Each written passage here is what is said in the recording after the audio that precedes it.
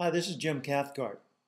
When you get a client who has, let's say, $6,000 in their budget, and the right speaker for their event is, say, $10,000 plus first-class airfare, what do? How do you sell the fee without reducing it? Because most people tend to just say, well, let's see if we can get the speaker to take less, or let's see if we can get the client to pay more, or let's, whatever. Or they switch speakers. I think if this is the right speaker for that client, you ought to be more creative in the way you approach it. So here are some suggestions for you. Number one, look for other ways to pay the fee. For example, there may be a sponsor who's willing to pick up a portion of the fee. You don't have to go to a sponsor to get them to pick up the whole load, but if they can pick up just a few $1,000s or several $100s, then that'll help you in the negotiation process. And it'll give you more sources for the money. Also, the speaker can do something special for that sponsor. The speaker could hold a special on-site meeting with that sponsor, and the sponsor's representatives could provide some services or products in advance of the meeting, could do a teleconference for them or something like that. So there are a lot of ways the speaker can help draw attention to that sponsor and make it worth the sponsor's time and money to do so. Another thing you can do is look beyond the line items in the meeting budget. In the meeting they have a line item for speakers.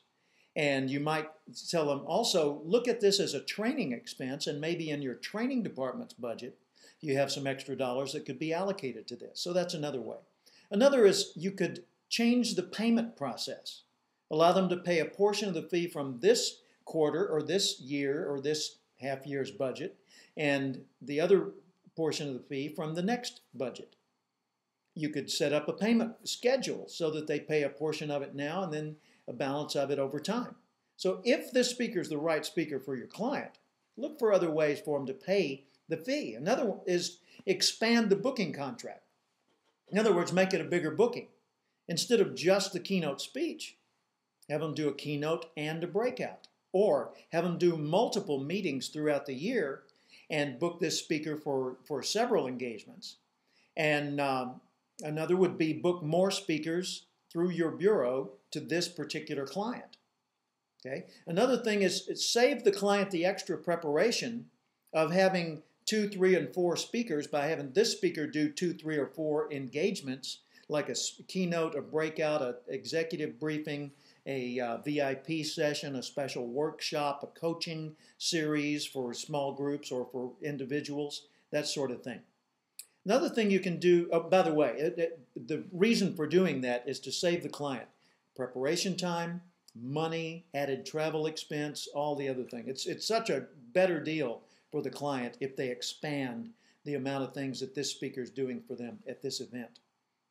You can also generate more profit sources. For example, you could have a pre or post conference podcast or online meeting or something like that, teleconference, and charge extra for that. You could have speakers' products available either in advance or after the meeting or on site at the meeting. So there are a number of ways to bundle things together and find additional sources of revenue and additional profit centers for the client. If there's a special session the speaker could do for the client that would be worthy of a separate registration, you could have that offered as a special bonus. And of course, it'd be sort of betting on the come, betting on the number of people that would enroll in that. But the speaker may be willing to do that as well as the client if the opportunity is appropriate for it. And if, by the way, you book multiple engagements for a discount, in other words, instead of the full fee for one engagement, you book 4 or 5 engagements at a reduced fee, give the reduced fee charge on the last of those engagements. In other words, they pay full fee for the first, second, third, fourth, and then they enjoy the entire discount on the 5th one. That way, they don't change the number of booked engagements and not actually earn the discount.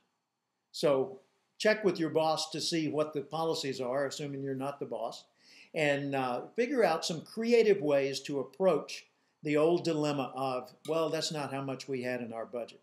Because when this speaker's right for this audience, there are lots of ways to look for that money.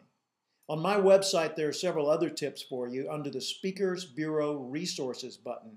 And my website's my last name, cathcart.com. There's a segment in there called 10 Vital Issues for Bureaus and Speakers. I hope you enjoy it. Have a great year. This is Jim Cathcart.